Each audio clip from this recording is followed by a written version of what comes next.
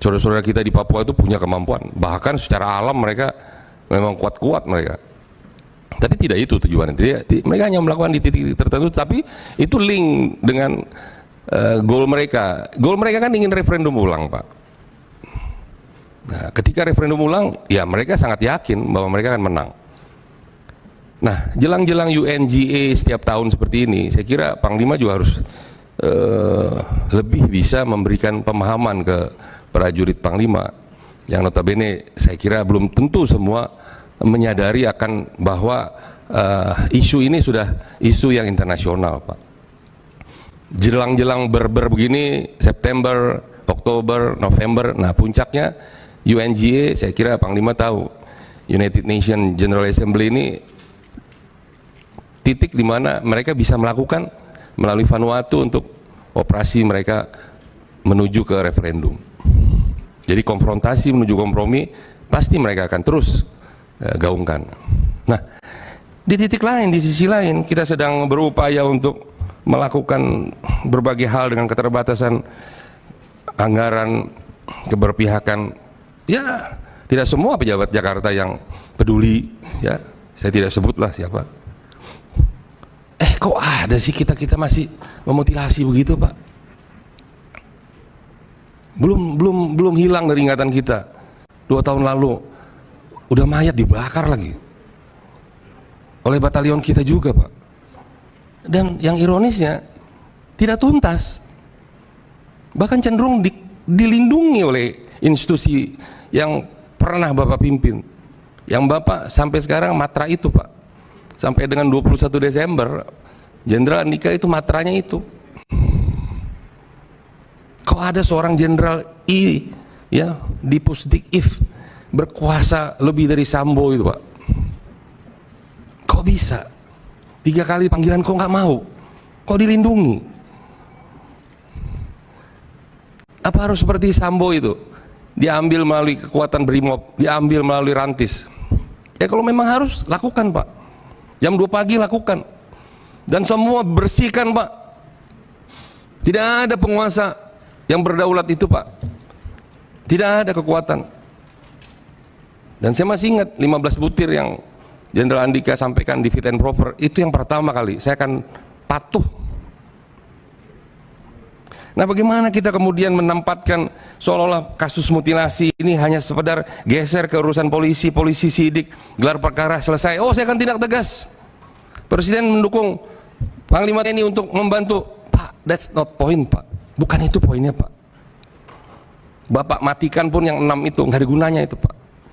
Tapi telisik ke belakang, Pak. Ada apa sih, Pak?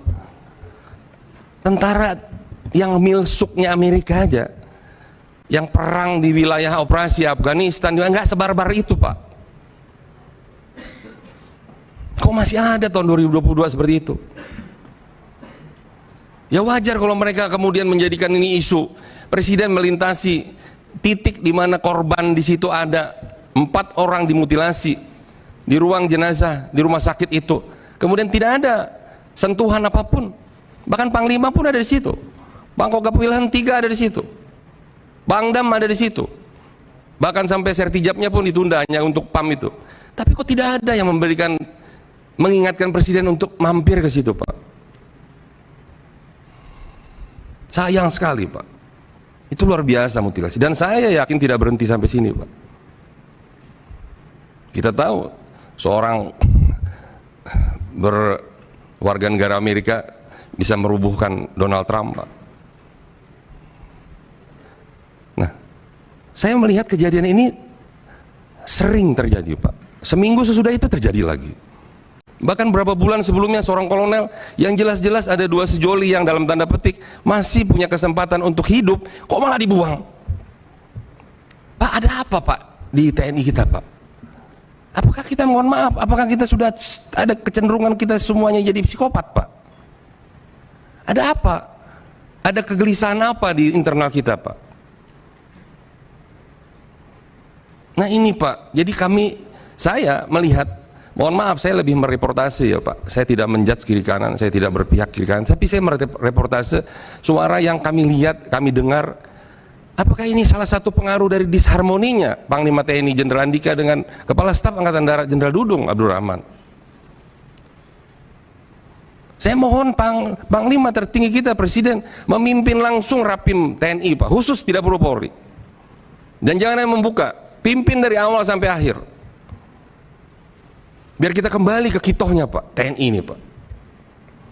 Saya dari kesempatan yang lalu saya mengingatkan ke Panglima, Pak, benahi Pak tadi oleh Pak Bobi agar diingatkan ada dukungan anggaran untuk amandemen atau perubahan Undang-Undang 34 Pak Wamen. Itu penting Pak, bukan soal umur saja Pak, soal kedudukan bagaimana dengan Polri, kemudian kita lahirkan Undang-Undang Kamnas, Undang-Undang Kamnek, itu penting Pak. Saya dua hal saja yang saya ingatkan ke Jenderal Andika ketika di fit and proper di sini, Pak. Pertama, kembalikan kedudukan TNI Pak sebagai pemegang mandat menjaga kedaulatan negara dan keamanan negara Pak, bukan Kamtimas Pak. Kamtimas itu teman-teman di Polri Pak, tapi keamanan negara National Guard itu Bapak. Kemudian yang kedua saya ingatkan Bapak perjuangkan melalui diskresi kebijakan Presiden agar Bapak menjadi PA. Bahkan Wamen pun bukan KPA ini, yang KPA yang sebelahnya ini. Kalau Pak Wamen ini nggak bisa menandatangani apa-apa, mohon maaf ya Pak Herindranya, saya nggak menyebut nama loh, posisinya yang saya sebut. KPA itu Pak Sekjen. Pak Sekjen ini setara dengan Pak Panglima TNI dalam kedudukan di Undang-Undang 17 Pak, sebagai kuasa pengguna anggaran. Pak Kasal juga kuasa pengguna anggaran, ya betul ya Pak ya. Pak Kasau juga kuasa pengguna anggaran, Pak Kasat juga kuasa pengguna anggaran. Dua hal itu yang saya jadi stressing ketika saya memberikan penekanan terhadap Bapak dalam mengemban tugas sebagai Panglima TNI. Nah itulah yang saya berharap dari pintu masuk kasus mutilasi ini Pak. Saya tidak ingin menunggangi kasus ini. Hormat saya, korban mereka adalah mereka. Jangan pernah kita langsung suzon bahwa mereka adalah kaki tangan apapun KKB. Belum tentu Pak. Belum tentu mereka yang nuduh itu malah jangan-jangan KKB Pak. Dengan mudah mereka, oh iya dia karena KKB makanya kami mutilasi. Pak, di televisi, media online, media mainstream, itu isunya hanya mutilasi Pak. Nggak ada disebut transaksi senjata, amunisi. Kalau itu semua terbuka Pak, berarti ada yang salah dengan pembinaan Pak. Unsur dari Bintara, Tamtama, sampai perwira bahkan ke Pati Bapak. Saatnya Pak, Bapak retreat Pak. Please Pak. Saya sebagai anak prajurit, saya anak kolong, saya mohon dengan sangat. Kita tidak tahu Pak, apakah Bapak akan diperpanjang oleh Presiden, itu dia punya diskresi juga Pak. Diskresi Presiden bisa diperpanjang, namanya PDK Pak, perpanjangan dinas keprajuritan. Jadi atas kehendak Presiden, Jenderal ini bisa diperpanjang per 1 tahun, itu namanya PDK Pak. Itu diskresi, itu hak prerogatif Presiden. Bisa-bisa, pernah. Berapa orang yang pernah, silakan hitung ke belakang. Saya tidak bicara soal berapa lama lagi Bapak akan mengakhiri, tapi lakukan segera Pak pembenahan. Dan bagi siapapun, termasuk yang 1 bintang dengan Bapak, yang tidak patuh, laporkan Pak. Ini soal kehormatan TNI Pak, save TNI. Apa artinya kalau Kasal hebat, kalau bawahannya semua tidak turut patuh kepada Anda? Ini berulang Pak. Saya mencatat dari mulai paling terakhir Pak Muldoko ke Pak Gatot. Pak Muldoko membentuk Kogab Wilhan, bikin operasi di Hotel Borobudur, nggak mau itu kasatnya. Kasatnya Pak Gatot. Pak Gatot naik, Pak Mulyono ya masih nurut lah. Tapi setelah itu masuk Pak Hadi, begitu lagi. Pak Hadi dengan Pak Andika dengan segala hormat saya juga tidak terlalu harmoni juga. Silakan Bapak koreksi saya. Dan demikian juga Bapak sekarang dengan Pak Dudung. Ada apa sih 87 ke 88 kau jadi rival? Orang sama-sama tinggal hitung bulan pensiun kok. Hah? Saya bilang boro-boro lu punya ajudan. Pintu lu juga nggak ada lu yang bukain lagi nanti. Paling di mana lo? Oh fisioterapi. Di mana lo? Oh di UGD. Asam urat naik. Apa sih yang kemudian dipertahankan ego? Ego Bapak berdua itu merusak tatanan hubungan junior dan senior di TNI Pak. Dengan segala hormat saya Pak, saya dekat sama Pak Andika, saya dekat dengan Pak Dudung. Saya termasuk salah satu yang mendukung penuh Bapak. Tapi Pak, prihatin kita Pak. Saya punya catatannya. Ini tidak elok kalau saya sampaikan Pak. Dari mulai pertentangan soal ini, soal banyak sekali catatannya. Sampai ke urusan anak Pak Jenderal Dudung yang katanya tidak lulus karena umur dan karena tinggi badan katanya. Saya nggak tahu, silakan nanti Bapak jelaskan. Nah, apakah ini harus menjadi pertentangan Pak, yang kemudian mengorbankan TNI Pak? TNI dari Kawat Chandra di Muka orang hebat semua Pak, punya moral semua ini. Saya pun anak kolong Pak, bapak ibu saya di Kalibata, sama makam pahlawan Kalibata Pak. Nah ini yang saya kira Pak Andika, saya tahu Pak Andika, Jenderal Andika orang yang patuh tuh, saking patuhnya memang rigid Anda. Orang bilang ngapain sih Panglima urusin yang tetek bengek begini. Tapi saya tahu Anda orang perfeksionis. Tapi sayangnya punishment di Anda kurang. Kalau saya seperti itu, take it or leave it. Dia apa saya Pak, saya lapor presiden. Biar aja gemuruh republik ini. Ngapain Pak kita sandang-sandang semua jabatan? Kalau tidak ada ketegasan, ini semua menjadi rahasia umum Pak. Rahasia umum Jenderal Andika. Di mana ada Jenderal Andika tidak ada Kasat. Jenderal Andika membuat Super Garuda Shield, tidak ada Kasat di situ. Saya tidak tahu, nanti silakan dijelaskan. Apakah Anda undang tapi dia tidak hadir? Apakah memang tidak diundang? Nah, saya nggak tahu, silakan nanti dijawab. Baik. Nah, jadi sebentar 1 menit lagi. Oke. Saya ingin stressing saya justru di sini Pak. Bagaimanapun kita harus akhiri Pak. Nanti siapa lagi penggantinya? Siapa saya nggak tahu. Walau-walau. Apakah Pak Yudo? Apakah Pak Fajar atau siapa? Dengar-dengar katanya ini potong generasi katanya. Jadi langsung ke 94 semua. Jangan ada yang marah. Dipersiapkan yang akan kelahiran 68 ke atas. Ya wajar.